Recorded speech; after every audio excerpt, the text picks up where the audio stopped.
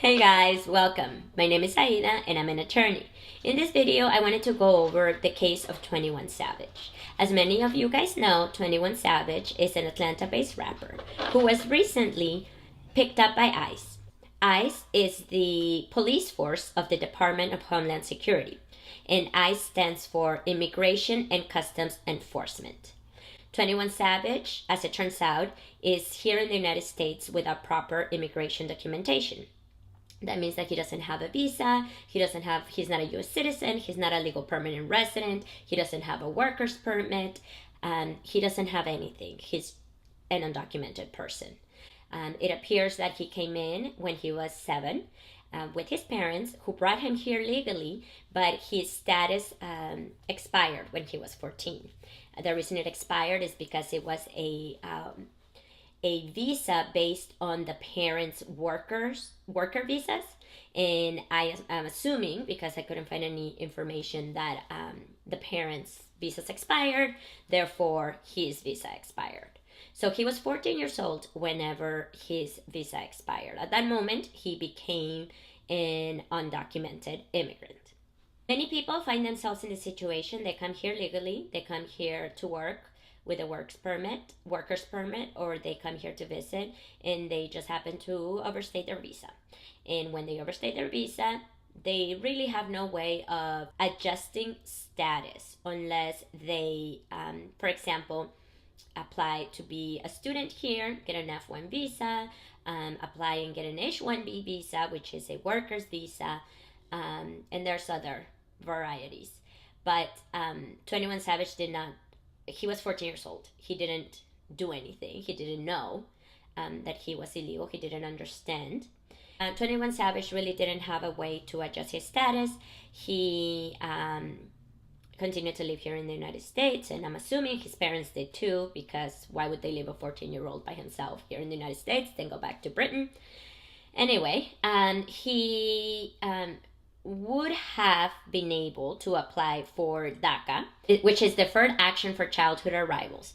This is an executive order that President Obama signed into law in 2012. And what the program did was give protection for undocumented immigrants that were in the United States that were brought to the United States before the age of 16, practically brought by their parents, like 21 Savage was, and were under the age of 31 as of June 2012, and then had continuously resided in the United States since June 15, 2007, and were physically present in the United States in June of 2012, had no lawful status in June 2012, and currently in school or have graduated and obtained a certificate of completion from high school. And have not been convicted of a felony, significant misdemeanor, or 3 or more other misdemeanors. So, according to Savage's lawyers, he would have met all of these requirements but the high school diploma. He was 20 years old whenever this law passed. So he would have been 20 when he applied. Therefore, at that point, he should have had his high school diploma or his GED. However, 21 Savage dropped out of high school and never obtained his high school diploma, nor went back to get his GED. So he did not qualify to get his deferred action. He did apply for a U visa, which in 2017, so that was 2 years ago. 1 to 2 years ago. A U visa is basically a visa that is given to people that are victims of crimes in the United States and that are need to stay here in the United States with legal status in order to help the police with the investigation of whatever crime they were a victim of. Those applications take a very long time to be processed, and they are hard to get. He was a victim of a deadly shooting in 2013. And then in 2017, he filed the U visa. So this is something that happens. It's very common. The crime happens. Then later on, through talking to attorneys or friends or whatever, people find out that they are eligible for a U visa and then apply. The problem is that if you don't apply right away, the likelihood of getting it lowers. So he's still waiting for that. Anyway, so 21 Savage was arrested and he was denied bond to begin with. Basically, what the lawyer said is that they were working with ICE to try to show that he's a good member of society and that he gives back to his community, and he's legit, that he's not out here getting in trouble. However, they said that 21 Savage had been convicted of an aggravated felony, and that is why they were going to deny his bond. In immigration court, if you don't have a legal status and you have committed a felony, you're not going to be eligible for bond. So that's what they were saying that 21 had done. However, his attorney said that 21 Savage had not committed a felony, and in addition,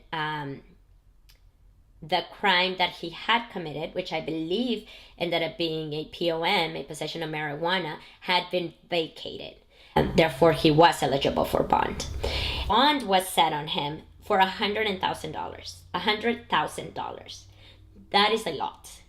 That is a lot. So basically, the judge has to consider whether you are at flight risk or you may harm society. So they must have thought that he was truly at flight risk. But why would he be at flight risk? It really doesn't make sense. Because think about it. He wants to stay here. Where is he going to go? Number one. Number two, he's famous. If he was anywhere, there's paparazzi that would find him. He's not going anywhere. So what judges fear is that that the people that are getting the bond won't show up to their hearings. He's gonna show up. He's gonna fight this.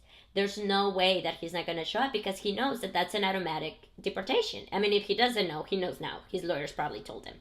If you don't show up to your hearings, they can proceed without you and deport you in absentia, which is without your presence, and you're just given a deportation order. So your chances of being here legally are close to none after that.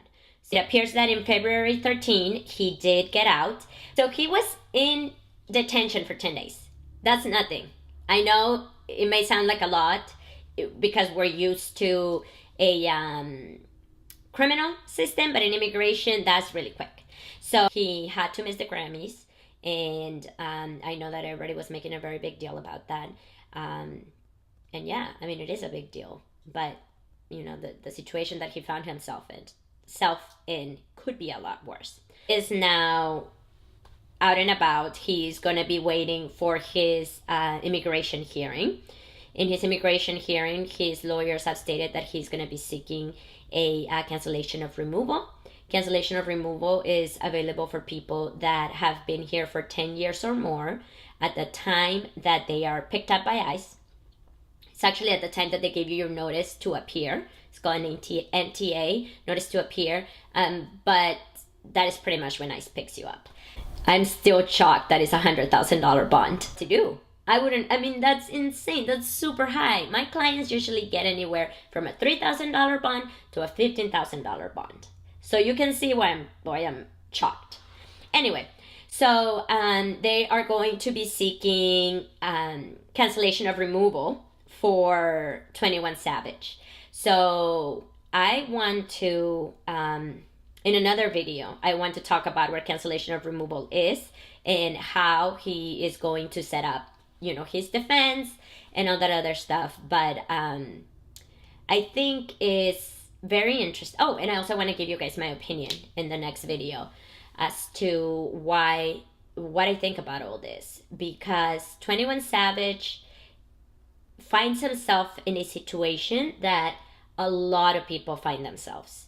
I actually have quite a few clients that are in this exact same situation, and that did not apply for DACA and are now facing deportation. So anyway, thanks so much for watching. I will be back sometime soon, hopefully in a couple of days, to finish up this 21 Savage explanation/reaction. I hope you have a wonderful day, and see you later.